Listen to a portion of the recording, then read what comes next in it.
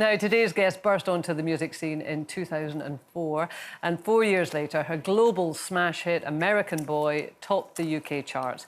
Since then, she's carved out an incredible career as a Grammy Award-winning singer, songwriter and actress. Before she joins us, here's a look at some of Estelle's greatest hits. Hey, that's so good. Thank you. As I come on TV, I should... You got it all going on. Yeah, we were going to offer you a biscuit or a cookie, as I guess as you call it, but they've taken them. I'm really sorry about that. This is, as they said, it's National Cookie Day, Biscuit Day, right? Yeah. Biscuit. Same thing. Yeah, I'm happy. This makes me happy. I can go get a bunch of biscuits to take home. You can. So the new album, your sixth album, Stay Alta, which is, of course, high in Spanish, Stay High. Yeah. And it is a joyful album, yeah? Yeah, for sure. I wrote it because I wanted to be happy. You know, I think the world is giving us enough reasons to be sad, and I said to myself, I want to dance every time I leave my house.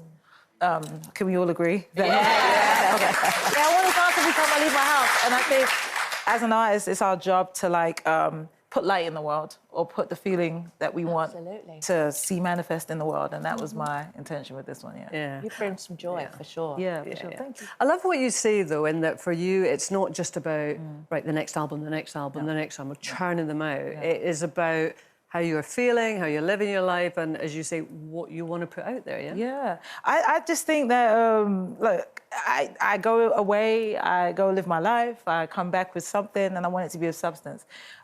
Maybe 2018, when I started recording this album, I was going through a whole rebirth. You know, every few years, if you live long enough or you keep living, you go through, you know, a reckoning with yourself. And for this one, it was just felt like, I'm a fairy. I was a fairy in 2018. I'm a fairy, you know, she was a fairy. And I've been that way, and every time I'm in that space or in that energy, a lot of people, they feel like they have permission to be it too. You know, so when I'm on stage and I'm performing, you know, and I'm full joy, people are, you know, they come up to me and they're like, this is why we come outside, this is it. And I'm like, well, this is part of my purpose. Great. So I want to make music that can keep that going forward, you know? We were just earlier on, there was John Legend was on the show before. I don't know if you saw that. I didn't know that. I was on the way here, I was getting ready to come. I'm a massive fan of his and his spirit. It seems like such... And he was a mentor of yours, is that right? Yeah, well, I was actually signed to him. Oh. My second album, Shine, came out on his label. The story project of how we met, you know, the story of how we met. But it came out on his label, and he was a big supporter. You know, I want to say halfway through my career, he came in and was like, wherever you have going, I want to support it. Great. And he did. Which must have made a nice change, because I have to say I love this story, but as a mother, I got really worried. Yeah. When you were 12, you were singing in the bathroom, right? You pitched right up so Auntie and Mum would hear you. And how did they respond? They were kind of like, why is she screaming? But to be fair, you know, it wasn't mean-spirited or anything. No, it was more just like... It's that family thing. Yeah, it was like, what is happening? What is going on? Listen to her. But that played on your mind for years, right? You wondered whether you had... any talent.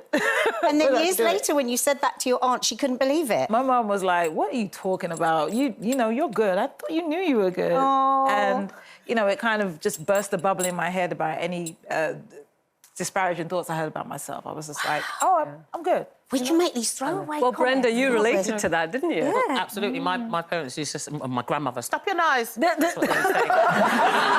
But it just got bigger, so, you know, that didn't work.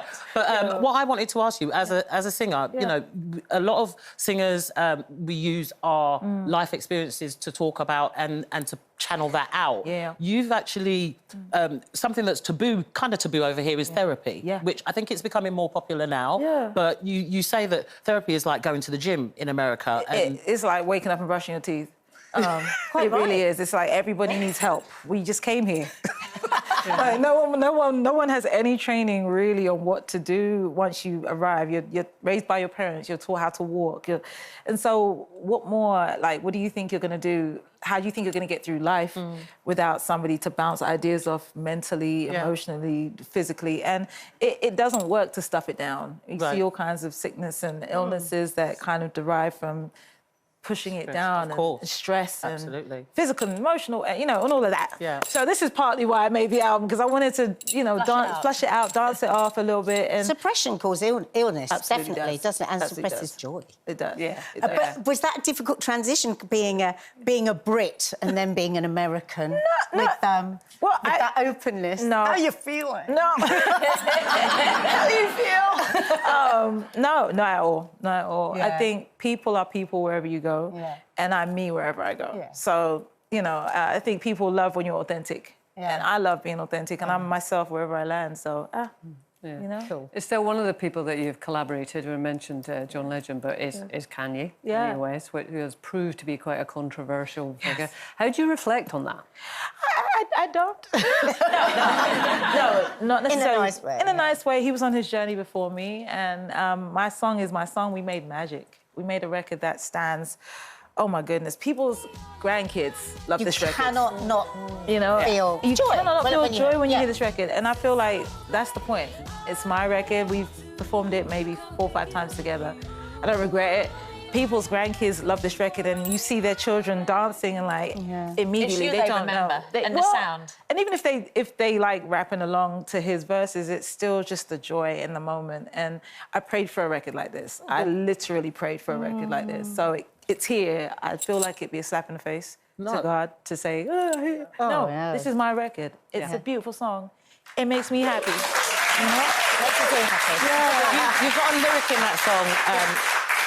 Can we get away this weekend? Take me to Broadway. Yeah. Are you planning on a Broadway? I'm planning on it. Yeah, I'm absolutely planning on it. You wrote about it, so I've you're written about manifesting it in your song. It's going in there. It's going in there. I want to do Broadway. I want to produce Broadway. I want to do it. I just feel like I'm a musical girl. Like, I grew up on the Mary Poppins and all of that. Musical theatre? Yeah. Okay, Well, in my head, I was like in front of the TV, like, da-da-da. Nice. Clearly. In the bathroom. Yeah, in the house.